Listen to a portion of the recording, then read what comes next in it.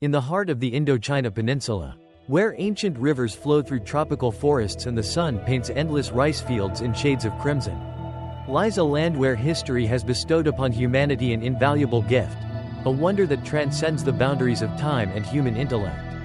That is Angkor Wat, the eternal pride of the Khmer people, the sacred jewel of Cambodia, and one of the greatest creations ever crafted by human hands.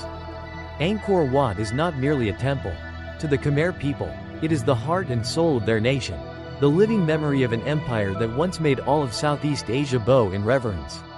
A symbol of aspiration, wisdom, faith, and the yearning to reach the divine. It is no coincidence that the image of Angkor Wat is placed proudly at the center of Cambodia's national flag, a declaration to the world: we were once great. And we still take pride in that immortal legacy. The story of Angkor Wat began more than 900 years ago. In the 12th century, the golden age of the Khmer Empire, one of the most brilliant civilizations of ancient Asia, under the reign of King Suryavarman II, r. 1113 to 1150. The empire reached the pinnacle of power and prosperity. Its borders stretched from southern Laos and Thailand, across present-day Cambodia, to southern Vietnam and the Malay Peninsula, to assert his authority, piety, and the eternal legacy of his dynasty. The king initiated an unprecedented monumental project, a temple that would not only honor the gods but also stand as a timeless symbol of royal power and national spirit. That project was Angkor Wat. According to historical records, construction began around 1116 and continued for more than 30 years, employing tens of thousands of laborers, craftsmen, architects, astronomers, and monks, the most skilled minds of the empire. Millions of sandstone blocks, each weighing between 2 and 5 tons, were transported from quarries more than 50 kilometers away, carried across rivers and jungles using techniques that archaeologists have yet to fully decipher. Some theories suggest the ancient Khmer used elaborate systems of wooden rafts, artificial canals, and even advanced pulley mechanisms to move and assemble these massive stones. Though the exact methods remain a mystery, what is undeniable is that the scale and precision of the structure far surpassed any architecture of its time. Angkor Wat was built as a microcosm of the universe according to Hindu cosmology, the dominant religion of the Khmer Empire at the time. Its 5 central towers represent Mount Meru, the mythical mountain believed to be the axis of the universe and the dwelling place of the gods. The surrounding walls and vast moat symbolize the cosmic ocean encircling the world. Even the layout of the corridors and stairways was carefully designed to symbolize the soul's journey from the earthly realm to the heavens, from the lowest level representing the world of humans, through the middle realm of the gods, to the highest level, the summit of Mount Meru, where humanity unites with the cosmos. What makes Angkor Wat a true wonder is not just its scale or religious symbolism, but also its astonishing architectural and artistic sophistication. Imagine this. In the 12th century, when the first Gothic cathedrals were only beginning to rise in Europe, the Khmer had already built a temple complex soaring 65 meters high and covering more than 1.6 million square meters. All constructed from sandstone blocks fitted so perfectly that not even a sheet of paper could slip between them. No cement, no steel, only the pinnacle of craftsmanship and an advanced understanding of construction techniques. From the steep staircases, angled more than 45 degrees to symbolize the arduous path the soul must take to reach the divine, to every meticulously carved stone. Nothing in Angkor Wat was created by chance. Every line embodies profound philosophy. Every bas-relief tells an epic story of creation, life, death, and the eternal cycle of rebirth. Even the long, winding corridors, labyrinthine in design, are meant to evoke the feeling of venturing into the cosmos, a spiritual journey from the mundane to the sacred. Deeper inside, visitors are awestruck by thousands of square meters of bas-reliefs carved into stone, a visual encyclopedia of Khmer mythology and history. Among the most iconic is the depiction of the churning of the ocean of milk, a famous Hindu myth that tells of the epic battle between gods and demons to churn the cosmic ocean and obtain the elixir of immortality. Every detail and character, from the majestic Vishnu and the coiled serpent Naga around Mount Mandara, to the hundreds of gods engaged in a cosmic tug-of-war, is rendered so vividly that the story seems to unfold before your eyes. Beyond mythology, the bas-reliefs also chronicle the glorious moments of Khmer history, mighty armies marching into battle, grand military parades, Scenes of royal coronation amid the cheers of the people. Every carved line, every face, every piece of armor is executed with breathtaking artistic precision, a testament to a civilization that once stood at the pinnacle of Asia. One of the most mesmerizing features is the more than 3,000 Apsara bas-reliefs, celestial dancers from Hindu mythology. No two Apsaras are alike. Each figure has a unique pose, dance, smile, and expression. This is not only the pinnacle of sculptural artistry but also a celebration of beauty, grace, and the eternal vitality of Khmer culture. It is said that if you spend 1 minute admiring each Apsara, it would take over 50 hours to see them all, a testament to the sheer scale and meticulousness of the temple. Yet Angkor Wat is not only a symbol of mythology and art. It is also a living center of spirituality, reflecting the evolving religious beliefs of an entire people. Originally built as a temple dedicated to Vishnu, the preserver god of the Hindu Trinity, Angkor Wat gradually transformed into an important Buddhist center in the 13th century as Buddhism spread and became the state religion. This transformation left a deep imprint on the complex's architecture and art. Buddha statues were placed alongside Hindu carvings, and new Buddhist structures were added, creating a space where two religions coexist in harmony. A rare testament to religious tolerance in human history. As time passed, the once mighty Khmer Empire could not escape the inevitable cycles of rise and decline. From the 14th century onward, the empire weakened due to continuous wars, environmental changes, and the rise of neighboring states. Angkor, once a glorious capital, was gradually abandoned as the Khmer shifted their political center southward. Near present-day Phnom Penh, Angkor Wat, once the beating heart of the empire, fell into disuse, swallowed by the jungle, and nearly vanished from human memory. Yet, miraculously, even in the darkness of oblivion, Angkor Wat never truly died. The Khmer people, though they left the site, continued to regard it as sacred. They returned to offer prayers during major festivals and passed down stories of the temple to their descendants, keeping the flame of memory alive. Thus, when the French explorer Henri Mouhot stumbled upon Angkor Wat in 1860 deep within the jungle, he did not find mere ruins but a wonder that had remained remarkably intact after centuries of abandonment. In his journal, Mouhot wrote in awe, "One of the most sacred monuments ever built by man, greater than anything left by Greece or Rome." From that moment, Angkor Wat re-emerged into the light of history, and the world was astonished to discover that a magnificent civilization had once flourished in the heart of Southeast Asia, a civilization rivaling those of ancient Egypt, Greece, and Rome. Western scholars flocked to Cambodia. Excavations and restorations began, and piece by piece, the mysteries of the Khmer Empire were unveiled. The world was stunned to learn that this colossal monument was built using only rudimentary tools, without steel, without wheels, without modern cranes. More than just an engineering feat, Angkor Wat was born of unshakable faith and a people's longing for immortality. Today, Angkor Wat is not only Cambodia's cultural heritage but a treasure shared by all humanity. In 1992, UNESCO declared the Angkor complex a World Heritage Site, praising it as one of the greatest achievements of human architecture and art.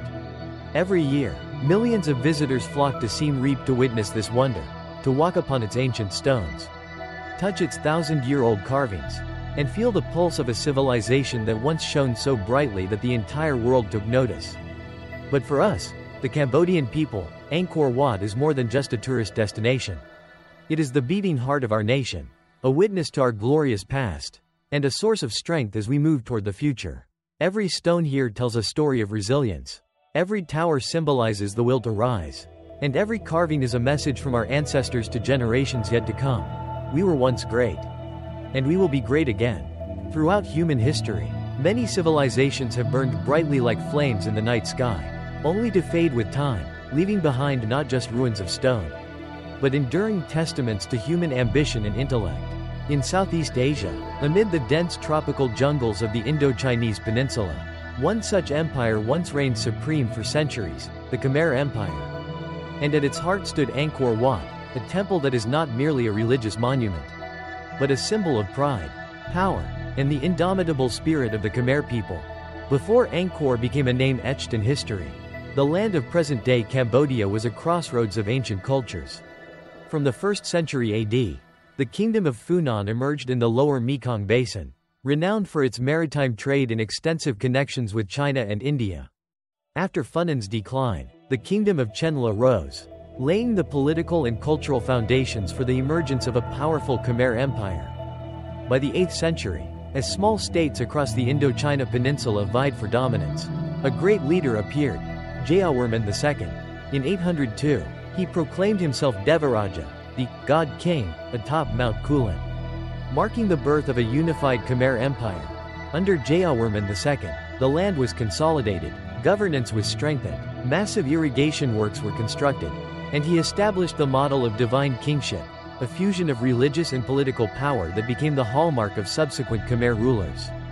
Following Jayawarman II, kings such as Indravarman I, 877–889, and Yasovarman I, 889–910, continued to expand the empire and consolidate central power. The capital was moved to Yasodharapura, the political, religious, and economic heart of the empire, a city that would later become legendary as Angkor.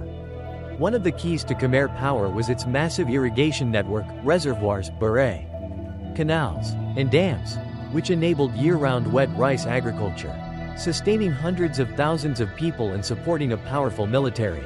The prosperity of this agricultural economy allowed the Khmer Empire to grow into a dominant force, controlling much of the Indochina region and parts of present-day Thailand, Laos, and Vietnam. The 12th century marked the peak of Khmer glory under Suryavarman II, 1113–1150.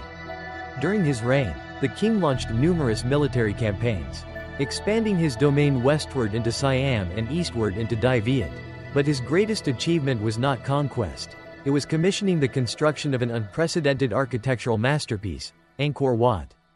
Built in the early 12th century, Angkor Wat was originally dedicated to Vishnu, reflecting a shift in religious devotion from Shiva to Vishnu, the preserver of the universe.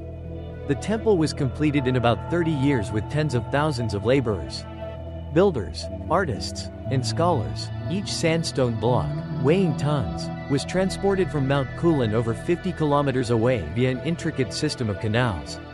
The architecture of Angkor Wat represents the pinnacle of Khmer art, from its long galleries depicting the epic tales of the Ramayana and Mahabharata, to its 5 central towers symbolizing Mount Meru, the abode of the gods. The perfect symmetry of the design, the exquisite craftsmanship of the carvings, and the astronomical precision of its layout make Angkor Wat not just a temple, but a miniature stone universe reflecting the Khmer conception of the cosmos. If Suryavarman II is remembered as the king who gave the empire its immortal architectural glory, then Jayawarman VII, r. circa 1181–1218, was the ruler who brought the empire to the height of its political, territorial, and cultural power. Jayawarman VII rose during a time of crisis. After Suryavarman II's death, the Khmer Empire faced devastating wars with the Champa kingdom to the east. In 1177, the Cham launched a surprise naval assault, sacking the capital Yasodharapura. The empire seemed on the brink of collapse.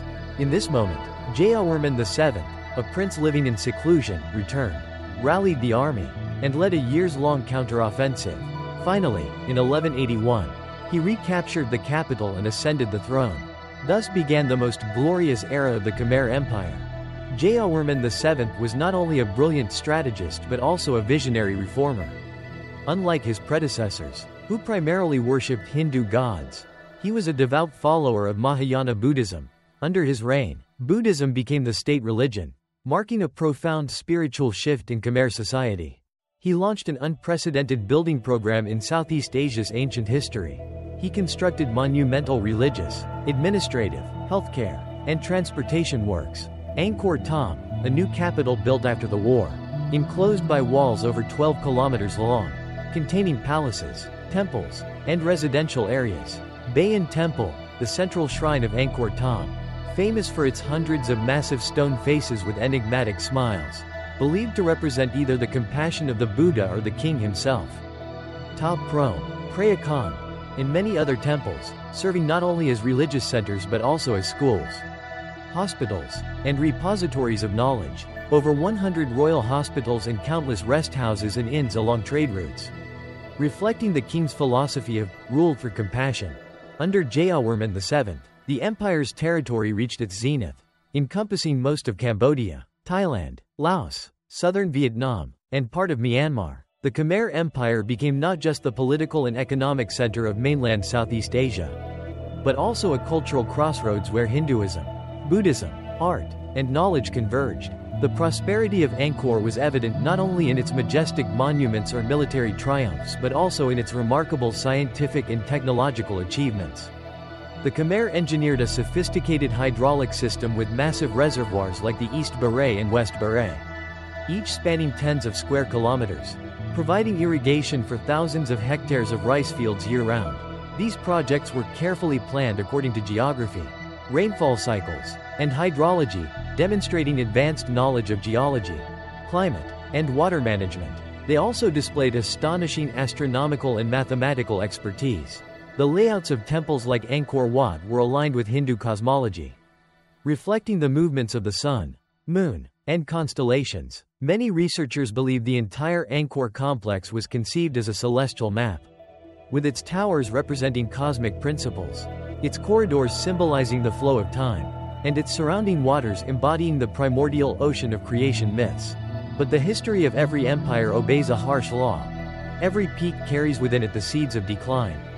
After Jayawarman VII's death around 1218, the Khmer Empire entered a period of gradual deterioration. A combination of political, social, and environmental factors slowly eroded Angkor's power. Continuous wars with neighboring countries such as Champa, Dai Viet, and especially the Ayutthaya Kingdom, Siam, drained the empire's resources. Religious shifts, as later kings alternated between Hinduism and Theravada Buddhism, destabilized both the spiritual and political foundations of the state. Climate change. Geological studies show that in the 14th century, Southeast Asia went through periods of severe drought interspersed with devastating floods. Even the sophisticated irrigation system could no longer sustain agricultural production. Internal court conflicts and the weakening of the central government led to local secessions and a decline in military strength. The 14th century saw the rise of a new rival in the West, the Ayutthaya Kingdom of the Thai people. With a well-trained army and strong organization, Ayutthaya gradually became the greatest threat to the weakening Khmer Empire. In 1352, Siamese troops attacked Angkor but were repelled. However, the war exposed the Khmer's exhaustion. Only a few decades later, in 1431, Ayutthaya launched a full-scale invasion. The Khmer resistance was weak, and the capital Angkor was captured and looted. The royal court was forced to move the capital to Phnom Penh, marking the official end of the glorious Angkor era. The once majestic temples, once the sacred heart of the empire, were gradually swallowed by nature. Trees crept through every crack in the stones, roots embraced the walls, and the jungle enveloped what remained of a once dominant civilization. After the defeat by Ayutthaya in 1431, the Khmer Empire, once the hegemon of Southeast Asia, completely collapsed. The royal court retreated southward, establishing a new capital in Phnom Penh near the Mekong Delta, where trade conditions were more favorable. What was left behind was a once great capital slowly consumed by the forest. Its grand monuments abandoned, its towering temples sinking into the silence of time. Yet, remarkably, Angkor Wat was never completely forgotten. Even after the empire's fall, the temple continued to function as a religious center, no longer dedicated to Vishnu, but transformed into a Buddhist monastery. Monks continued to live and worship there for centuries. This continuous presence helped Angkor Wat avoid total destruction and preserved much of its original structure. However, due to historical and political upheavals, knowledge of Angkor, of the Khmer Empire that once ruled with near absolute power, gradually faded from the world's memory. For the Cambodian people, it became a glorious memory filled with pride and sorrow. For the West, Angkor was little more than a vague legend, until a historical turning point in the 19th century. In 1860, French explorer Henri Mouhot, during an expedition in Indochina, accidentally wandered deep into the jungle and was stunned by the sight before him. Amidst the dense tropical forest, towering stone spires rose majestically, with intricately carved corridors stretching toward the horizon.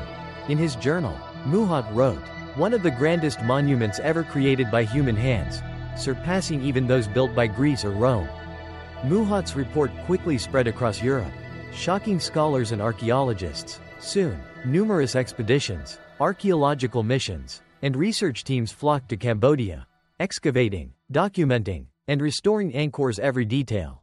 From a forgotten relic, Angkor Wat suddenly became a symbol of Eastern wonder, capturing the world's attention. More than just an architectural masterpiece, it opened a gateway for humanity to better understand a once glorious Southeast Asian civilization, one that rivaled ancient Egypt or Rome. By the 20th century, Angkor Wat had become not only an archaeological treasure but also the spiritual heart of modern Cambodia. When Cambodia gained independence from France in 1953, the image of Angkor Wat was placed on the national flag, symbolizing the soul, pride, and continuity of its history. Today, the temple is not only a sacred religious center but also a destination for millions of visitors each year. In 1992, UNESCO designated Angkor as a World Cultural Heritage Site, affirming its universal value. Numerous international preservation projects have been launched to safeguard each stone, each bas-relief, and each layer of historical memory. Angkor Wat also plays a crucial role in restoring Cambodian national identity after the painful upheavals of the 20th century, especially during the Khmer Rouge era. In the nation's journey to reclaim its place in the world, Angkor stands as living proof that the Khmer people were once great, the heart of a civilization, and that they can rise again from the ashes of history. More than 900 years have passed since the first stones of Angkor Wat were laid, and more than 600 years since the fall of the Khmer Empire. Yet, each time the sunrise paints the majestic towers in gold, their reflection shimmering on the still waters below, one can still feel the breath of a civilization that once achieved the extraordinary. Angkor Wat is more than just a piece of architecture, it is humanity's eternal declaration against the passage of time. It tells the story of a people's unyielding ambition, the fusion of political power and religious faith, and the brilliance and ingenuity of humans nearly a millennium ago. More importantly, it reminds us that no matter how glorious an empire may be, it will eventually fall, but the cultural and spiritual values created by humanity can endure forever. The stones of Angkor Wat, though worn by centuries, still whisper the story of a time when Cambodia was the center of the world. A time when faith and ambition transformed jungles into temples and a small nation into a maker of history. Today, standing amidst the Angkor complex, listening to the wind whisper through ancient corridors and gazing up at towers reaching for the sky, we are not merely admiring a historical monument. We are confronting the immortal spirit of humanity, a spirit that refuses to bow to time, that cannot be erased by war or oblivion. Angkor Wat, the heart of the Khmer Empire, is not just a temple, it is a stone epic, a testament to boundless creativity and the eternal human desire for legacy. It proves that even when empires crumble and cities turn to dust, the soul of a civilization can live on through what they leave behind.